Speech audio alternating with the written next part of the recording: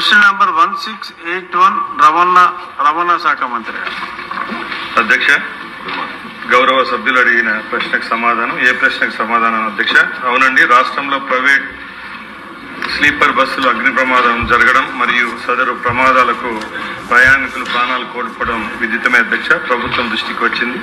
దీని ప్రశ్నకు సమాధానం. ఆంధ్రప్రదేశ్ రాష్ట్రంలో ప్రభుత్వ రంగంలో 16 స్లీపర్ బస్సులు ఉన్నాయి అధ్యక్ష. అలాగే ప్రైవేట్ రంగంలో 835 స్లీపర్ బస్సులు ఉన్నాయి అధ్యక్ష.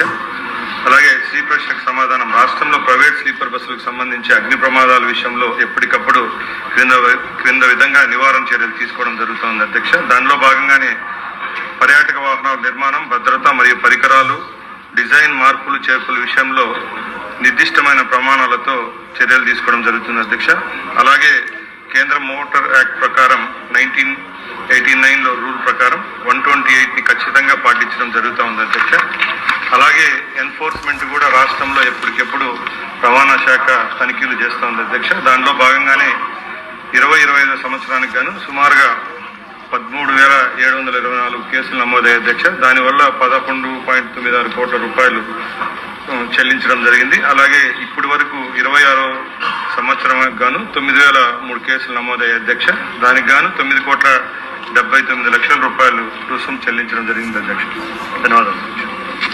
విమానం పైలట్లకి ఎలాగ జాగ్రత్తలు తీసుకుంటారో వీళ్ళకి కూడా అలా తీసుకోవాలి.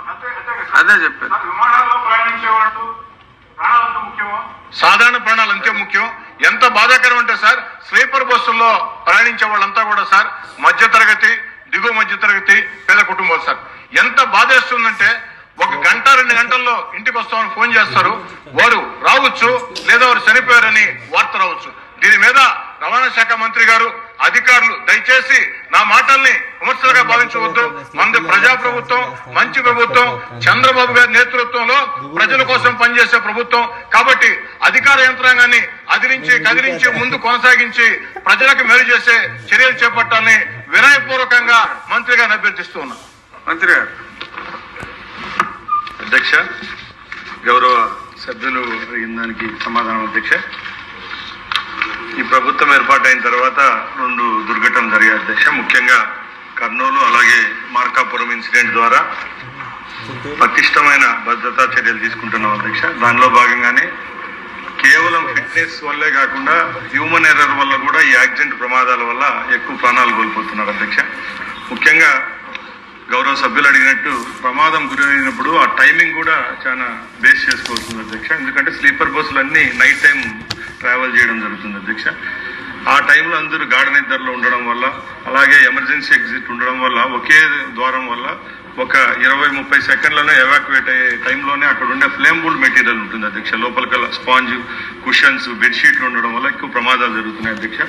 దీని మీద స్ట్రిక్ట్ గా రూల్ తీసుకొని రావడం జరిగింది. అలాగే ఇద్దరు డ్రైవర్లు అయితే గత 6 నెలలుగా చేయడం జరుగుతుంది. ఎక్కడ చెకింగ్ చేసినా కూడా ప్రతి ఇద్దరు డ్రైవర్ లేని బస్సు అక్కడక్కడే సీజ్ చేయడం అధ్యక్ష. దాని డీటెయిల్స్ కావాలంటే నేను మన గౌరవ సభ్యులకి ఇస్తాను అధ్యక్ష. అలాగే ఈ పటిష్టమైన చర్యల్లో భాగంగానే ఫిట్నెస్ అలాగే డ్రంక్ అండ్ డ్రైవ్ విషయంలో ఎక్కడ రాజీ పడేది లేదు అధ్యక్ష. ఒక 8 అవర్స్ జర్నీ మధ్యలోనే 2 దగ్గర తప్పకుండా చెకింగ్ పాయింట్ కూడా ఏర్పాటు చేయడం జరిగింది అధ్యక్ష. తప్పకుండా ఇలాంటి యాక్సిడెంట్ జరగకుండా దీనికి పటిష్టమైన చర్యలు తీసుకునేదానికి ప్రభుత్వం అలాగే రవాణా శాఖ సిద్ధంగా ఉందని గౌరవ సభ్యులకు మీ ద్వారా తెలియజేస్తున్నాను. Question number